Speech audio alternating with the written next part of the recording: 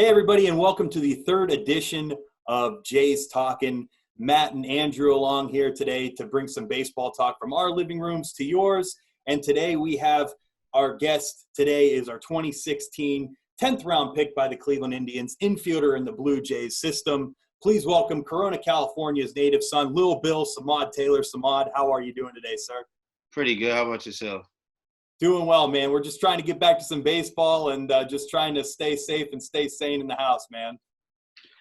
It's going. It's not fun, but we getting through it. How have you passed the time while all this is going on? A lot of research and just sitting around watching Netflix, lifting at home, push-ups, pull-ups, stuff to stay in shape, but nothing like crazy out of the ordinary. Yeah, is it tough to stay in shape right now with not really being able to go outside? Yes, but no. It sucks because like there's only so many workouts you can really do at home. Like if you have the supplies, then I wouldn't say it sucks, but like if you don't have the supplies, you gotta kind of put stuff together and make shit stuff. But it's always easy to do push-ups and sit-ups, so I'm not tripping about it. How's your diet going, being in quarantine? Oh, it's real good actually. My sister-in-law, she cooks all the time, so she be on her things. Does the high performance staff give any help with that? Like any tips for you guys or during this all this stuff going on? Right now? Yeah, we're in a group chat with high performance and they send us stuff daily, ask how we're doing and stuff like that. They give us tips on what to eat to stay in shape, what not to eat, stuff like that. So you were, I guess, probably the biggest in music on the Dunedin Blue Jays last year. During this quarantine, have you found any new artists that we should be on the lookout for? Currency. What's that? Currency. Currency. Do you have a best song by him? I don't know.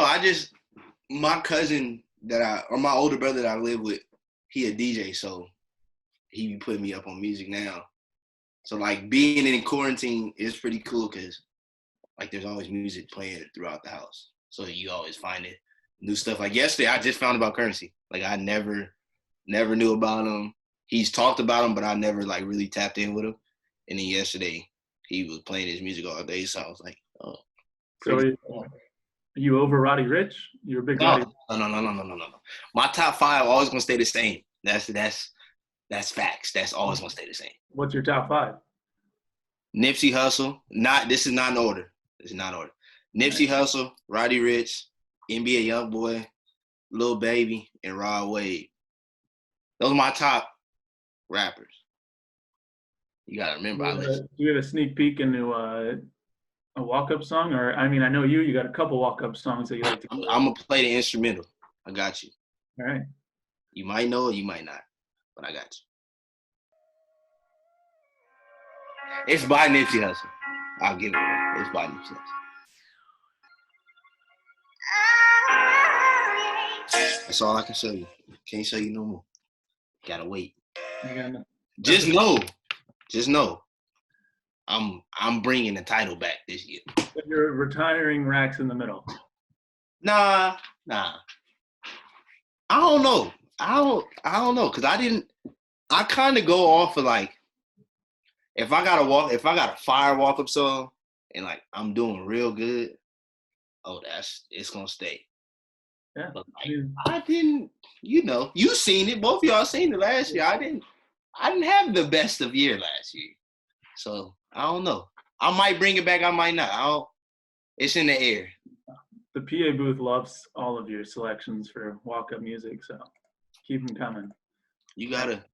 I pick it off of like really what I'm feeling at that moment, and then I try to think of like the fans and stuff. Like, what could the fans bob their head to? Like, even if they don't know the words, like if the fans is like bobbing their head, like I know kind of. I mean, we had a lot of good ones last year. I mean, we had Nick Podkul. His was good. Wasn't his from like The Office? No, that was Cal. Oh. Nick had the saxophone. Remember that? Yeah. And then, I mean, you can't beat Alejandro's. No, you can't. Like his was so. His fit him. Like his walk-up song fit him. That's a good way to put it. Like nothing was better than his walk-up song to him. And if he ever tries changing it, he's not allowed. It's sorry, Alejandro. That's your only walk-up song you're allowed to have your entire career. And it's gonna ride out. The fans gonna sing it. I'm telling you. Even at the beginning of spring training this year, when he would get in, we'd play it, and the fans they'd be standing up ready for it. It was good stuff. It's that walk-up song. Like there's one song that is gonna get everybody going, and it's that walk-up song, or like a Bob Marley walk-up song. Like that's in my head, low key. Because everybody get off to Bob Marley. Mike Ellenbest. Wasn't Mike Ellenbest rocking some Bob Marley last year? I think he was. Three Little Birds? Yep. See, you know everybody walk a song that I know. So you're not in California right now, but what are some fun things that you like to do in California when you are back home?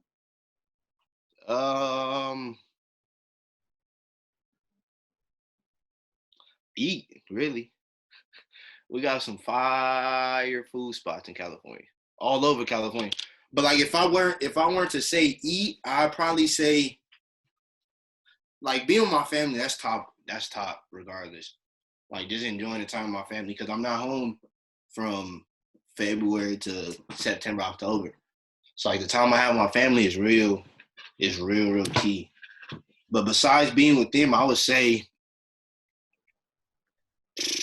just mentoring like little kids, like go back to my high school and help them out, do what I gotta do there and give them the pros and cons of things and just let them know what I go through on a daily basis. So I'd say that for sure, besides like being with my family and eating. But I don't know, I'm a real homebody. I don't like going out and doing all that stuff. I'm not real big on that. Is it In-N-Out over or underrated? Overrated, if you ask me. I'm gonna tell you a place way better than In-N-Out. And if anybody that's listening to this or listens to this is from California, please comment and give your input. In-N-Out or The Habit. The Habit is hands down better than In-N-Out. Hands down. In-N-Out shakes, they whatever. They only got strawberry, vanilla, and chocolate. They don't have Oreo, none of that. In-N-Out fries, I personally die for In-N-Out fries. But The Habit's burgers, oh. You heard it if here. I was home and everything was open, that's the first spot I'm stepping in. The Habit's milkshakes too. Do they have better milkshakes than the In-N-Out, or you kind of lean back there? No. The Habit's milkshake. The Habit's got the best milkshakes in the game, and hands down, any place, whatever place you can put up, The Habit got the best milkshakes. The Habit's milkshakes are better than Chick-fil-A. Whoa, that's a bold statement right there, man. That's bold. I'm gonna even go with this. Potbelly. If you ever had Potbelly milkshakes is better than Chick-fil-A. I've never had Potbelly. I'll have to try out Potbelly, man. Potbelly is fire.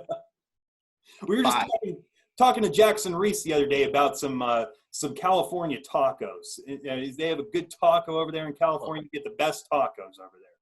You gotta remember the border right by us, so you get all the good people to come over and make their tacos. But California got some fire tacos. I don't think I've been anywhere else where tacos was like better than California. We were asking about the Florida tacos compared to the California tacos, and he went California tacos all the time. He said San Diego, one of the best tacos around. I've had Florida tacos one time, and I did twice. It was one during season and one at a place out there. They tacos is good, but like I don't know what it is about California. I don't know if it's a season. I don't know what it is. But California tacos, you can't beat them. Like you just can't beat them. Yeah, I heard they have the little carts out there, man, and they just sell them, and that's the best place to get them is a little cart outside, man. Best tacos are the ones that work on the corner. I'm telling you, no, for real, Those are the best tacos you'll ever get. The best fruit bowl, like Mexican fruit bowls you'll ever have, are the people that work on the corner. And people think they not clean. I think they tacos is amazing. They fruit bowls amazing. California got some good stuff. I can't even lie. So you're from Corona, California. If we didn't already clear that up, you're from Corona. Who are you watching growing up? Who are your favorite players? Favorite ball team? Who were you looking up to as a kid, man? Believe it or not, I'm a New York Mets fan. Jose Reyes. I think it was like 2000, early 2000 when I started paying attention to him. When he was with the Mets, that's when I started getting on him. Like, in town, favorite player was Sean Figgins. Like, that was my dog. Sean Figgins. Oh, when he was with the Angels, my dad used to take me to games all the time. And, like, seeing him play was the dopest thing ever to me. I don't know what it was. I don't know if his nickname was Shoney. I don't know. Every time I seen him play, it was amazing. Like, it was the greatest thing to me ever. So do you go to a lot of Angels games over there in California when you were growing up, or did you guys go all around, or just a lot of Angels games? A lot of Angels games. My dad a Dodger fan, so you kind of got to pick and choose your battles. so, like, he would take me to Angel games, but, like, if the Dodgers played the Angels, we was watching it. Like, growing up, like, my dad real big about sports. We was always watching sports in the house. The Angels is playing, I got to go in another room. If the Dodgers playing, he go in this room type of thing. Like, it wasn't – we never crossed paths when it comes to teams playing each other. That's one thing you guys can never get on the right foot with, is the favorite baseball team. Me and my dad still go at it all the time. If we talk about baseball, we still going at it. Your dad was pretty good at baseball, huh? Did he play? What was the highest level he played? College, I think. Yeah. And then he had to get a job and go start his life kind of thing. But he was real good. I honestly personally think I get my talent from my dad. My dad and my mom's dad and my grandfather. Talent runs in our family. Like, we had a big sports family. Yeah, and my brother tells me all the time, if you have a rough game, the very first person that's on the phone is your dad, and he's usually saying, "Samad, what the heck are you doing out there?" Pretty much, right? Yeah. That's my rock right there, my pops. 100%. Like, if he knows me better than anybody else knows me. But when I want to talk about it, I'll call him, get the pros and cons. I know I'm gonna hear some things I don't want to hear, but at the end of the day, I know it's for my own good. Dad knows best all the time, man. Dad knows best. I don't like admitting it, but yeah. Your dad knows way better than you know. Yeah, absolutely. That's the thing with, like, dad and son. The son think he know everything. And I still do it to this day. Like, I want to hear, like, I know what he's talking about, but there's times, like, I don't even want to listen to it, but you gotta listen to it. You gotta show your pops respect, and he only doing it because he want the best out of you. Absolutely, and you know what? It's great because you could be sitting there and you could tell your parents something, and the next thing you know, he's like, "Oh, I went through this, and this is how I went through things," and I'm like, oh, that's a pretty good idea. I never even thought about that. Like, people think, like, your parents is always getting on you. Like, nah, your parents is only doing it because, one, they love you and they want the best for you. They don't want you to make mistakes that they made. I respect it. I honestly appreciate it a lot. So did they push you a lot? Your parents push you a lot when you played sports? Like, when was the first time you picked up a bat and started swinging? When was the first time you remember starting to play baseball when you were a kid? I was real, real young. I think I was like 3 or something when I had picked up a bat, and he was just throwing stuff at me, and that's how it all started, in all honesty. I went out in the front yard, and he was throwing stuff, and I fell in love with it after that. Was it hard for you to, pick a favorite sport, or did baseball always stick out to you? Because I know you played football. I know you played soccer. How good of a soccer player were you growing up? Pretty good. In all honesty, soccer was like, at the time, like when I was younger, if my parents was like, you got a soccer game or you got a baseball game, like to hear if I had a baseball game, I was like, dang. But to hear if I had a soccer game, I was like, let's go. Like, soccer was so fun when I was young. But the love for baseball is through the roof. And that's that you had to go with baseball instead of soccer. I miss soccer, but I don't miss soccer enough to where like I feel like I made the wrong choice. Like me without baseball, like there's other things in life that I could do, but like baseball is like my true love. That's you have to have that true love, man. Especially look where Especially you're at today. That love got you to where you're at today, man. So, have you always played infield? Have you always been an infielder? Have you been anywhere else? What other positions you play growing up, man? I grew up playing center field, and then as I think I was 11 or 12, I think it was, and I started catching, and I was catching up to a while for a minute, and that's all I started doing was just catching. Didn't play really outfield after that, and then going into my freshman year was when I gave catching up, and then I went back to playing center field and second base, and then started playing shortstop, and then I stuck in infield. You went to Corona High School, and you ended up getting drafted out of high school, but you hit .432 your senior year. What's it like getting scouted out of high school with a chance to play professional baseball at a young age? What's running through your mind the entire time when people are coming up to you going, "Hey, they're looking at you"? What's that? What's not running through your mind? That's for real. I don't know. It's a blessing, honestly. Girl, like my freshman year, like it didn't really like hit me until going into my senior year. Actually, the summer of my junior year, the year I did area codes was when like it legit locked in, where it was like, dang, like I honestly have a chance of getting drafted. And then scouts start showing up, start having in-home visits, and it's like, oh, this is real. Cause like you grow up, you when you play baseball, you grow up watching like spring training games, going to spring training games, and you never like really believe that it could be you. And then stuff started happening. I'm like, oh, this is real. And then scouts started showing up the practices, and I'm like, whoa, like this is legit. This is serious. And then on the day I got drafted, it still didn't lock in that I was about to go play professional baseball. It locked in when I signed my contract. When I signed the contract, it was like I kind of just signed my life away, it felt like. And then that's when it hit me when I got on that plane to go to Arizona from Cleveland. I was like, oh, this is real. Like I'm not around my parents anymore. Like I'm on my own. I gotta do what I gotta do to get where I want to be. How much pressure is it put on a high school kid like yourself of I'm about to go play professional baseball?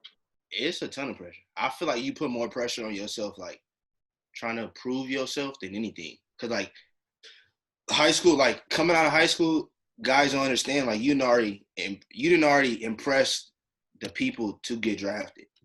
Like they already know what you can do. You just got to go out there and play your game. And like that was a big thing. Like I was always trying to. I'm not gonna say I was always trying to impress somebody, but like I felt the pressure. Like I got to do this to move up, or I got to do this to be satisfied. For people to be satisfied, and that wasn't the case. Like just play your game. If they didn't like you, they wouldn't have drafted you, kind of thing. And now once I got a hold of that, that's when stuff started taking off. Someone said you're 5'10". Is that generous, or is that a real? Are you really 5'10"? I want to believe I'm 5'10". I don't know. I don't know. I guess I'm 5'10". I hope. Last time I went to the doctor, they said, I don't know. They said you were 5'10". Yeah, you know what? The short stature, it doesn't, it's not really a thing in baseball because you got a lot of the shorter guys that are raking out there, and you're like, how is all that? Like Jose Ramirez from the Indians, like how's all that power come out of that guy? I don't know where it is. That's all core and legs. Like everybody got something to do with it. Don't get me wrong, but that's all core and legs. They be knocking their core down and eating a lot, and they all go to their legs and they work out the right way. So like when people be like, "Oh, small people can't do it," don't believe that. Don't believe that. If Jose Altuve can do it, any small person can do it. What is he, 5'5"? Yeah. If Mookie Betts can do it, anybody can do it. Mookie Betts like 5'8", 5'9". Like do not let people tell you short people can't do it. Don't. In any sport, basketball, football, baseball, swim, whatever sport it is, don't let that be something to stop you from chasing your dream. You were supposed to go to, or you were committed to go to Arizona out of high school. Was that a tough decision, deciding to go pro over going to Arizona? And did you ever have any talks with Cal Stevenson, who actually went to Arizona, about it? We knew the same people in a way, like at Arizona, like the people I met at Arizona when I went down there, and then his teammates and stuff. It's like we had talked about them more than anything, but it wasn't a tough decision for me because I always wanted to chase my dream. That becoming a professional baseball player has always been my dream. My dream's not true yet because I want to make it to the bigs, but I wanted to chase my dream, and I didn't feel like nothing was going to stop me from deciding that. Your second year with the Indians, you were traded along with Thomas Pannone for Joe Smith right before the Indians made their way to the World Series. Did you know any guys over in the Blue Jays? We know guys get traded. It's a difficult thing. Was it an easy transition to the clubhouse over here? Yeah. Like, Chavez took me under his wing when I got traded, so that helped big time. And y'all know how his personality is. Like, we kind of got the same personality in a way. I met him. It was like, yeah, I kind of feel at home again. So that helped a lot. But I knew Hagen Dan. I knew Dom Amadesa because we grew up playing. I grew up playing with Hagen. We was on the same team growing up. So that was easy. So, like, I knew that I had people over there that I knew. But, like, when it first happened, like, I was like, dang, I got to go meet a whole new organization. Like, I gotta meet everybody new, from front office to players to trainers, like the whole nine. Like, that was a tough thing for me. And still to this day, like, I'm still meeting new faces that I haven't seen. And I've been in the organization for almost 4 years, I think now. That was a big thing, like knowing, not necessarily knowing, but Chavez taking me under his wing to show me the ropes in the organization was big. So you missed out on playing on that Hagen Danner Little League World Series team? I never played Little League at all growing up. Like, it was just like pony ball, and then once pony ball was over, I got right into travel ball. And Hagen, he grew up in Huntington Beach. I grew up in Corona. That's like 35 minutes away or whatever. So I was always traveling to play on his Rebels team and stuff like that. So I never played in the Little League World Series or nothing like that. Only World Series close that I played in was Cooperstown. That's like a World Series to me, but that was the only thing I played in close to that. I know you probably get this question all the time when you do interviews, but what are the major differences, if there are any, between the way the Indians run things and the way the Jays are? Was there a lot of adjusting that you had to do, or was it just, or are they all the same, or tell us about that? I feel like both organizations in the most part ran the same, because you got to remember Ross and Shapiro and stuff like that. Like, the transition for them two kind of came over to the Blue Jays, and I felt like did the same kind of stuff that they were doing over there with the Indians. So that it wasn't like a jump to where I was like, dang, I got to change everything. Like, it wasn't nothing like that. So I don't feel like it was a big difference in organization. So you played for Bluefield for a little bit, and then you went to Vancouver. What was it like winning that championship in Vancouver? That was a blast. That was a serious blast. Funny part about it, so I when I'm with the Scrappers, I think we was in like second place, something like that. Like, we were in the playoffs. Like, we was gonna be fighting for a championship. So I get traded from a championship team, or going to the whatever you want to call it, playoffs, from a playoff team to Bluefield, another playoff team. The second day I get to Bluefield, pop bottles. Then go to Vancouver, and I'm on another team. So, like, I could have possibly came out of that year with 3 different rings. That would have been something. But getting back to the Vancouver thing, like being in Vancouver is pretty dope. I'm not even gonna say just being in Vancouver. Being with the Blue Jays is pretty dope because you're playing for a whole country. You're not playing for just a state. Like you're playing for the whole entire country. So the fan support, just me being in Vancouver, felt like you was in the big leagues. Like everybody knows who you are. Like that was real dope. Then you went over to Lansing, and in your first full season in the Jays system, you stole 44 bases, tied with Chavez Young for the team lead, with Reggie Pruitt not far behind. You also raked 32 doubles on the year. What was working for you? What was working for you up in Lansing? Confidence, really. Confidence was real key. Like on the stolen bag side of it, like we had a bet with me, Chavez, and Reggie, who had the most stolen bases at the end of the year. And that was a bet with us three, and then Tim Raines. He had in on the bet. He was talking crap to us like, oh, Reggie gonna have more stolen bases. And like us three together, like it's real competitive. As soon as I got on base, I'm gone. Because I know I seen it with my own eyes in Vancouver. I know what Reggie can do on the bases. I know what Chavez can do on the bases. And when I had got traded, I really wasn't stealing bases like that at all. I think the most I had in a season was like 8 or something like that before I got traded.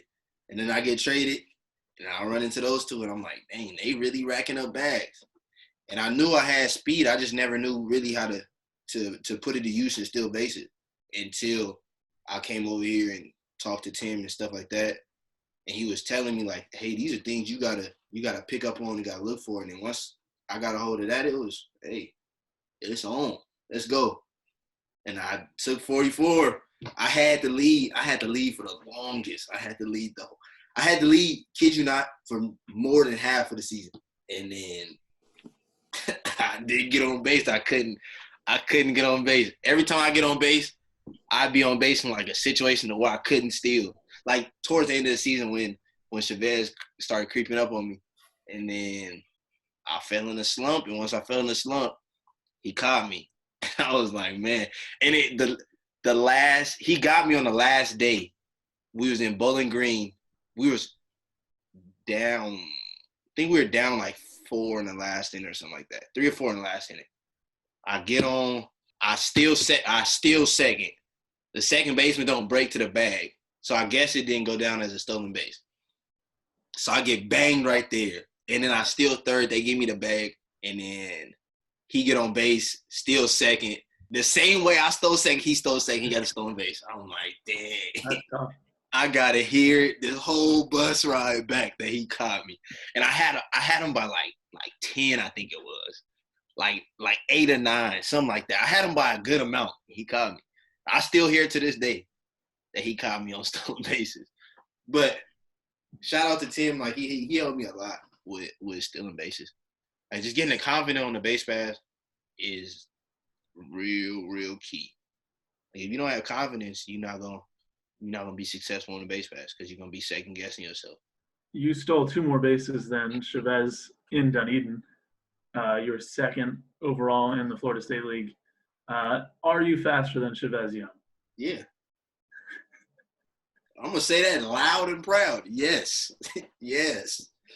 You faster than Reggie Pruitt? Yes. Nah, I ain't faster than Reggie. Let me stop lying about that one. I ain't faster than Reggie. Reggie got me. Reggie run like a gazelle. Like his strides are so long. Reggie got me. Chavez ain't got me. Deshaun Brown ain't got me. Just calling everybody out. I didn't already beat Deshaun, so I can talk about that. So Reggie Pruitt and Samad Taylor are the 2 fastest people in the organization? I don't know about not the organization. We got some fast dudes. We got some fast dudes in the organization. We got some fast dudes in the organization. But I'm in the top 10 for sure. I believe that. 100% I'm in the top 10. Is it harder to steal a base in the Florida State League or the Midwest League? Florida State League, 100%.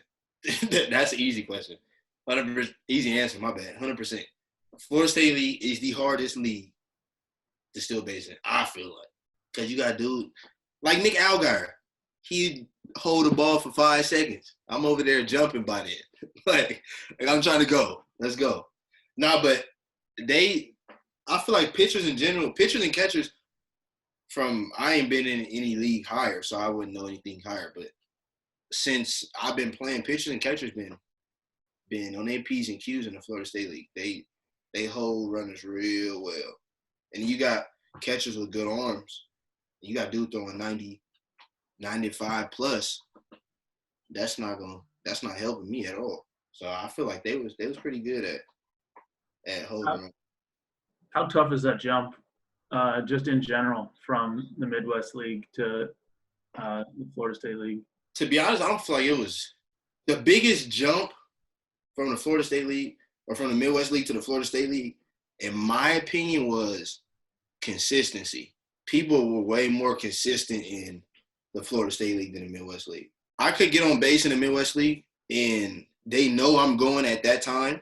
Like in the Florida State League, I get on base, and like I know what pitch I'm going to go on or what sequence I'm going to go on, and I get held. Like they hold runners way, way better. So like, it was harder to be consistent with a jump in the Florida State League than the Midwest League. How much can you learn from a slightly up and down season that you had last year? Because you did have some good times, but you also had some times when you slumped a little bit.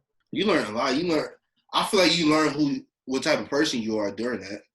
Like that was a big thing. Like I had to find who I was during the struggle, because it wasn't like I went a week was struggling and then 3 weeks I was good, and then like when I struggled for a good portion, like a good chunk. So it was like just finding who I am and not changing on my team in a way. Like if you're gonna struggle, you gonna like it happens. Like it's gonna happen. Like, you're gonna struggle at a point in your career. Now, are you gonna be the type of person to struggle and be down on yourself and not care, or are you gonna be the type of person to struggle and still fight through it? And like I didn't do well at all, I think, on the offensive side last year at all. But I had to find other things in my game to bring out to help my team, or to put my team in a situation to win. Like on defense, like I was a good defensive player last year. And that was the separation from me being a good teammate and me being a teammate that don't care about his other partners in that situation. Do you still think about that 460-foot double that you hit at Jack Russell Stadium? Yeah, because that could have been another home run.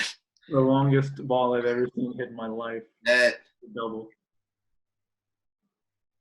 I have a video on my phone. Like when I look at my swings in my phone, I see that video all the time, and it bugs me. But it's like you're gonna play at ballparks where the wind could be blowing in, the wind could be blowing out. Like it happens. Like we play at Bradenton, like Bradenton, the fly zone. You put a ball in the air, it more likely gonna go out of Bradenton. So it's like if I was consistent on that, I hit that ball, then I would have had more than I had. But 460-foot double, that off the top of the wall. And it could, realistically, it could have probably been an inside the park home run or a triple. But I hit a ball that hard and that well, I for sure do that. Like I knew off the bat, I knew that ball was going out. That's fair. It didn't. It hit the top of the wall and came right back into play for a stand-up double. That's Jack Russell right there for you in a nutshell right there. Man. So, you talked about being a consistent defensive player last year, which you were. How awesome is it to have Vicuña right next to you, like almost the entire time you're working your way up, like knowing that you have that constant six right next to you all the time, ready to have your back and flip double plays with him? How's that help you in the infield? I feel like being around Vicuña brings out not necessarily the best in me, but kind of in a way brings out the best in me, because like I was saying with me, Reggie, and Chavi, with me and Vicuña, it's like we tell each other like I'm better than you, you better. Like kind of thing. Like, we talk mess to each other like that because that motivates us to get through what we got to get through. So, like, having him there for the past 3 years that I've had him, like, even back in Vancouver, like, I had him in Vancouver, had him in Lansing, and I had him in Dunedin. Having him there, like, I don't need to think about anything. Like, we know what each other can get to and what we can't get to. So it helps it out a lot. Like, I know if I get a double play ball, I know it's going to be right there every time. So having somebody there for the amount of time that I've had him there, it's been pretty well. In 2019, though, you got your chance to play in some spring training games, and probably one of your biggest moments in a spring training game, Steinbrenner Field. I think the game was tied or Jays were down. You step up in the 7th inning and hit a go-ahead single in a spring training game late in the game. How good did you feel after that, just knowing that I just hit a go-ahead single against the Yankees at Steinbrenner Field? How did that feel, man? When it first happened, because, like, in spring training games, like, late in games, a lot of the big leaguers ain't even there, really. But when I found out who I got my hit off of, I was like, dang, that's pretty tight. I got my hit off Gio Gonzalez. Gio Gonzalez been in the league for a while. So it's like, when I found that out, I was more, not necessarily happier, but I was, like, excited about that. But, like, I don't know. It's weird, like, talking about, oh, how do you feel about a big league game? Because, like, that's where I want to go. That's my ultimate plan. Like, I'm not going to be overly excited about a big league game. Like, I want that to be an everyday thing for me in the future. Like, it's cool, like, being around the big league guys, but, like, I look at it like every guy is the same. There's not that big of a difference between a minor leaguer and a big leaguer. Like, big leaguers, they just consistent all the time. Like, there's way more consistency, and they know the game like the back of their hand. Like, minor leaguers, like, we still trying to figure the game out on the fly in a way. But, like, in that situation, when I got the hit, it was like, hey, pretty tight. It was my first big league game against a big league pitcher. And then, like, the year before that, I played in the Canadian game, but first big league game against a big league pitcher, first pitch, jumped on it. That was what I was telling myself the whole time in the dugout. I get in the bat, do not throw a fastball anywhere on the inner half because I'm swinging. And that's what he did. He threw a fastball on the inner half, and I swung and got a base knock. And you punished him for it. In Dunedin, I think there was one week we had a home stand, and Mike Libertor, the GM, wanted to get you guys a snack before one of the early start games, and you wanted donuts, and apparently that helped you out because you hit a homer that day. Why do donuts help you out so much? I don't know what. This is about to sound bad, but I don't know what it is about junk food before a game. Like, I don't know. It just has to. Any type of junk food before a game, I'm good. Like, I used to eat gummy bears before games, high chews, cheeseburgers, like anything before a game that's junk food, I'm in on it. I'm totally in on it. And I'm not gonna eat a lot because I personally don't like eating a bunch before a game because I feel real sluggish. So I have a couple donuts. Fill me up a little. Do you have a favorite place to play in the minor leagues? Do you have a favorite stadium that you've played in? Believe it or not, it would either be Vancouver or Mahoney Valley.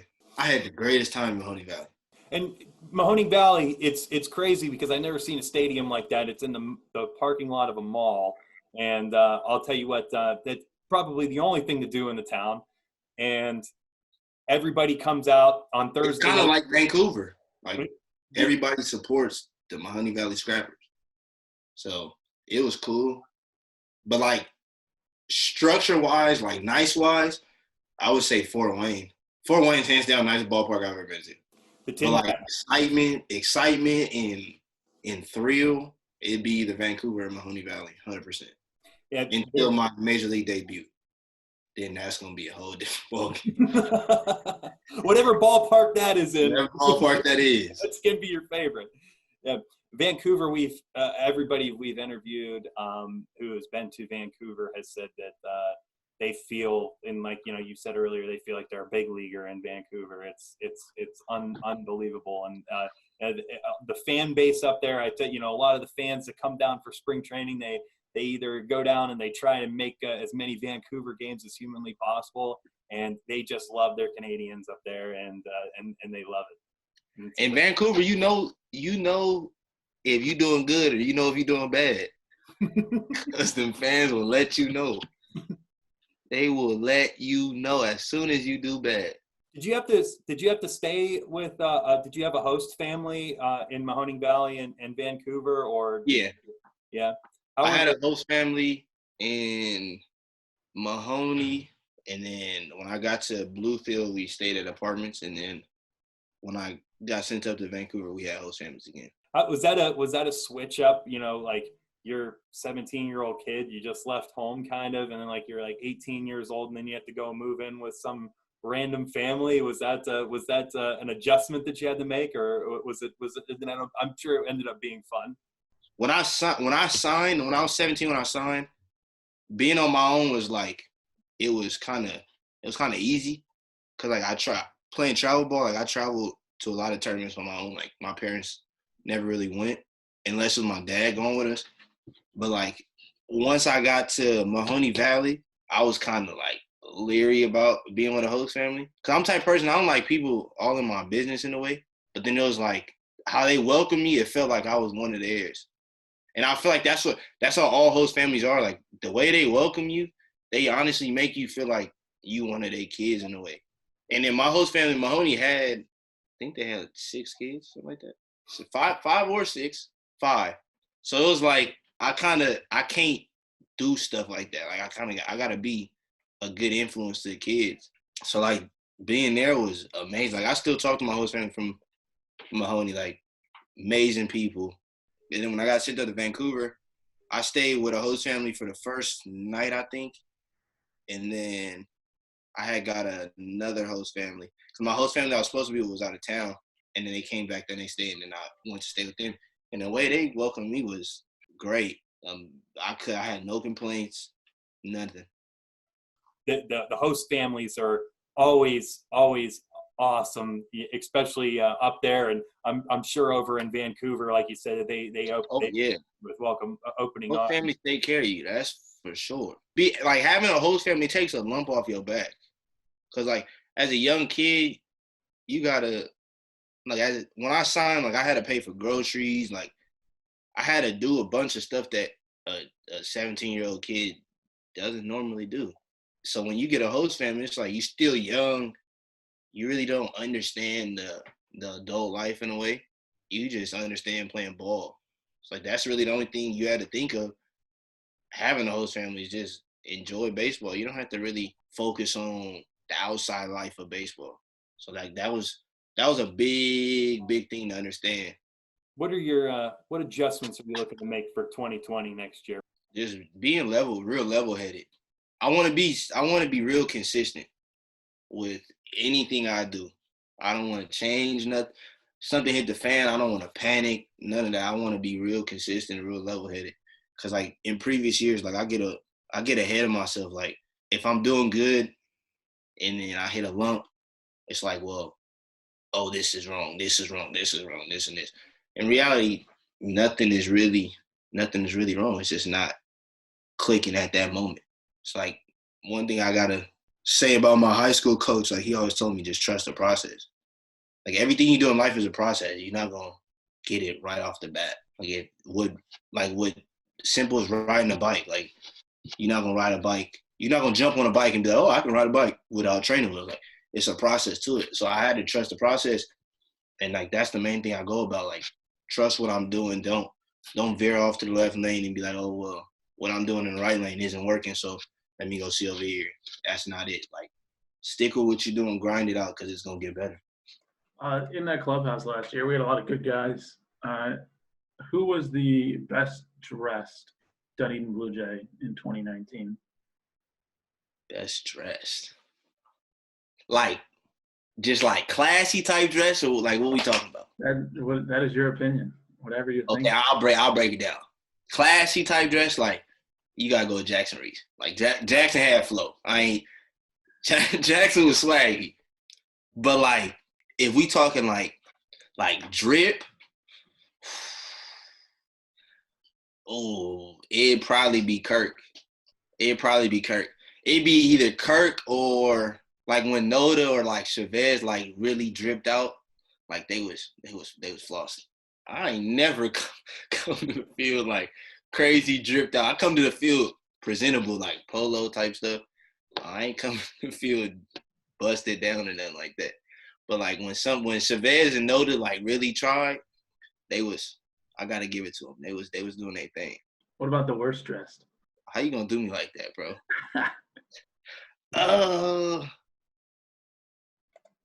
Love them to death, but it would probably be Demi. Like Demi was the type of person like he just didn't care. Like he just going to the field. Like he going to the field to play ball. Like it is what it is. Like he don't really trip on what he got on in a way. And that's not bad at all because Demi got swag. He was like me. I don't need to bring it out. I just need to go to the field with a polo and some jeans and some shoes and call it a day. Who is the best ping pong player in the clubhouse? Me. Come on now. Nah, I'm playing. I don't know. We had some dogs on the ping pong table. Allgaier was good. I say Matt Young was the best one, and he a coach. Matty on the ping pong table was something serious. But player wise, I don't know. I'll give you 3. It'd either be Noda, Allgaier, or Shannon. Shannon was sick on the ping pong table. I ain't even gonna lie. Shannon was dope on the ping pong table. The worst, because I know that's the next question. The worst ping pong player to ever touch a paddle, Chavez Young. Love you to death, bro, if you listening to this. But, bro, you was not cracking on that ping pong table. I wasn't the best myself, but we've heard from Chris Beck that Allgaier, he doesn't want to play Allgaier in anything. He doesn't want to play Allgaier in cards, ping pong, anything. Allgaier finds a way to win. That's one thing I can't say. Allgaier is gonna find a way to win, and playing Allgaier in cards is a headache. I'm gonna tell you that now. They got me into playing this game called Pasoy. I don't know how to explain it, but they got me in this game called Pasoy. And when I tell you, anytime I play with Allgaier or Justin Dillon, I hated it. They know cards. They know how to do stuff with cards that should not. No, it takes too long to process. Like they was doing it off the bat, like fast. I'm be like, bro, like y'all gonna let me win or something? Like, dang. Nah, but Allgaier and Justin Dillon, they confidence shooters on cards. They will kill your confidence on some cards. One more question for you. I actually got 2 more questions for you. What is your favorite moment in your career so far? What has it been? The year I got traded in Mahoney, I think it was on my birthday actually. My dad had came down the week of my birthday. It might have been on my birthday or the week of my birthday. And one of the games he's seen, I hit 2 home runs in that game. And I'm pretty sure it was on my birthday. That was probably the dopest experience. Not necessarily experience, but like the dopest moment of my career. Like having my dad be there the day on my birthday of me hitting 2 home runs. That has to be one of the greatest feelings in the world. Having your dad out there, and he just said, "That's my son." He just he's out there. It's like my parents really can't come to see me play because of work and stuff. So like anytime I got the time to play in front of my parents, I cherish the moments, even if it's bad. Because I had my dad and mom came to see me when I was with the Indians, actually my first year of rookie ball, and I probably had the worst game of my life. And I was like, dang, I hate this. But then I made it up when my dad came. But since that, like, I want my mom to come see me play. Like, I feel like doing something like that in front of my mom is gonna outlap my dad. As bad as that sounds, like my mom is my everything. Don't get me wrong, I love my dad to death, but my mom is like that's my That's my dog. That's my dog. So mom will be going crazy in the stands, Oh, right? yeah. She not gonna. My mom real low key. She not gonna show it, but inside I know she crying.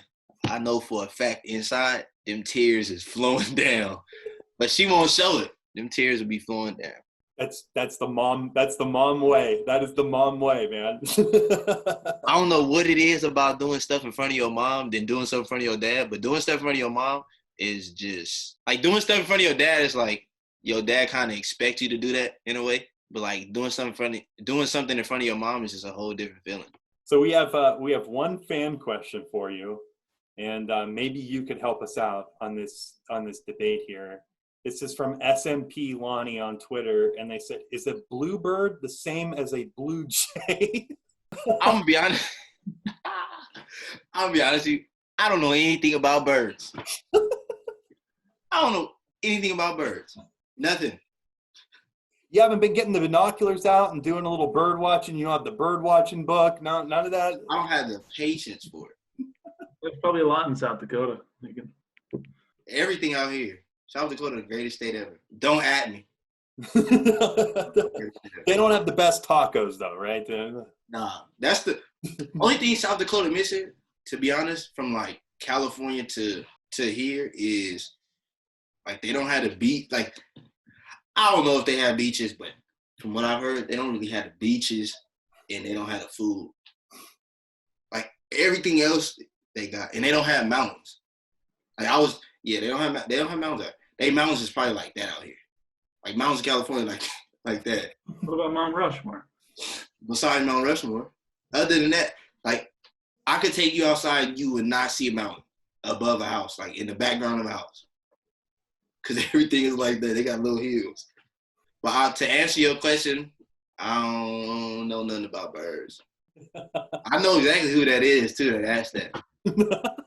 Well, we had to. I saw it on there. I had to ask you about the SMP. Yeah, I don't know nothing about birds. Nothing. All I know is a bird is a bird that chirps. It's an animal that chirps and flies. I don't know and can talk. But other than that, I don't know nothing about no birds. Yeah, they eat worms. That's about it. They eat seeds and stuff like that. Samad, we really appreciate you taking some time out to hang out with us and talk some baseball and talk about, whatever it may be. So we're going to wrap it up. But did you have anything you wanted to say to any of the fans out there? I'm just going to say, just stay inside, be safe, wash your hands, do the things that you need to do to keep everybody safe, because you got guys out here and people out here that are trying to get back to their normal life. And as long as everybody is doing what they can do, staying in the house, then we'll be back soon. And I can't wait to get back. But everybody be safe. And I love all the Blue Jay fans. I can't wait to be in front of you guys sooner or later. Thank you, Samad. Matt and Andrew signing off with Samad Taylor. We'll catch you on the next episode of Jays Talkin'. Take it easy, guys. Later.